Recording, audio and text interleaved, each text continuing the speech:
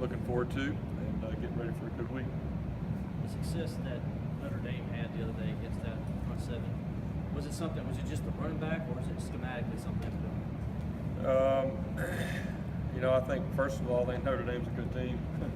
You got a really big offensive line, and I think when you go against a talented front seven like this one, you got to have a good group up front.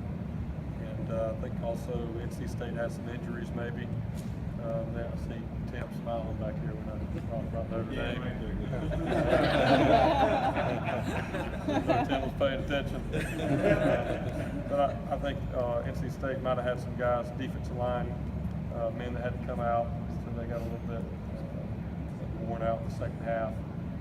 But really, just a few big plays. But when you watch their season as a whole, they've done a really good job, and they've had success for some talented offenses this year. But the biggest thing is it's going to be a big challenge for our guys up front. I like our guys up front. Feel like we've done a good job running the ball, and this is going to be a team that's really going to challenge that. So I think that's going to be a good matchup. Jeff, how much is there to being battle tested the way you guys have been, not only the last couple of years, but even this year, playing those top 15, top 20 teams, and even a couple of their places? Yeah, it's kind of become the norm for us. That's a great spot to be in. We've had to go on the road and play some talented teams already, and I think it's really it really goes back to the mindset that Coach Sweeney and our staff have really worked hard to get these guys to buy into, that it really is not about the opponent, it's about ourselves.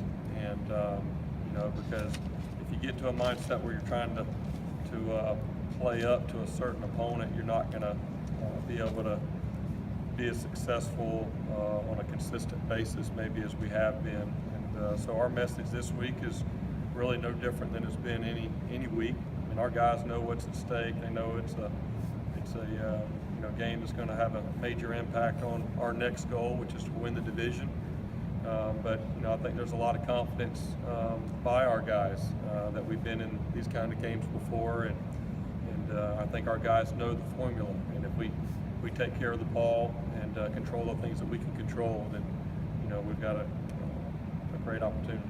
I think you had 12 players catch a pass the other night. How much of a luxury is that to have so many guys and defenses not being able to key on any one guy? I think that was really good. I mean, I think in pregame I was worried if we'd have one person with a catch. The ball was bouncing around all over the place and it was really slippery. And I was definitely pleased with the way that our guys, a couple plays that get forgotten in the game is Trevion Thompson on a big third down on a drive that we ended up going and score a touchdown, and then also on that same drive, I believe Hunter Renfro had a play, and they were not easy catches, especially in a wet game like that. And Kelly did a good job of being able to throw the ball with a wet ball, and I felt like our guys, for the most part, did a good job catching it. And I had a few that I felt like we could still have made that really would have put an exclamation mark on it. But I think overall, having 12 guys touch the ball, I think that really kind of speaks to who we are this year.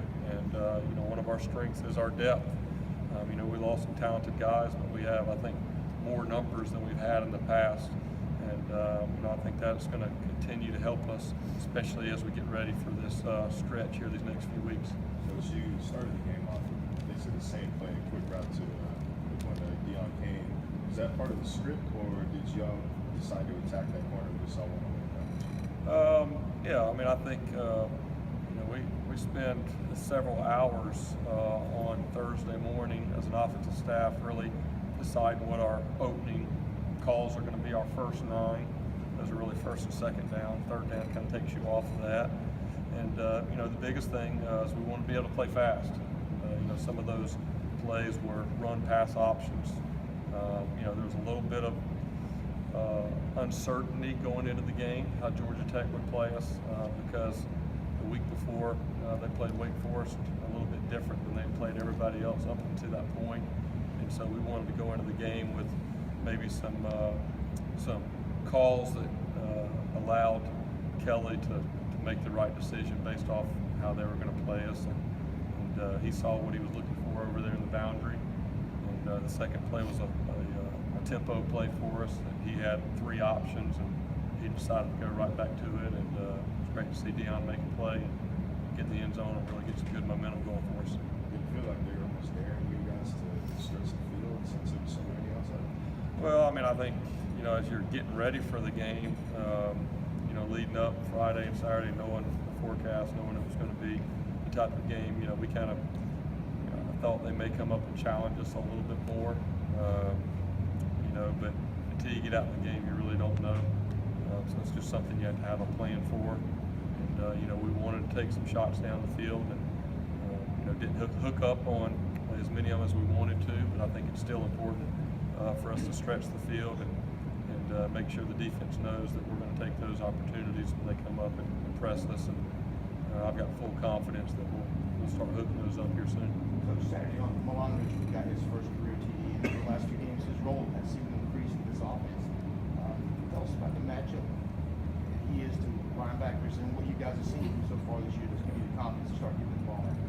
I think Milan is no different than a lot of our guys that are getting some opportunity this year for the first time, and now you're getting into, you know, that 7th and 8th week, second half of the season. I think just his confidence, he's playing faster because he's got some experience under his belt. He knows what he's doing, and you know, we had a couple plays there designed for him, and that was a big play that he made.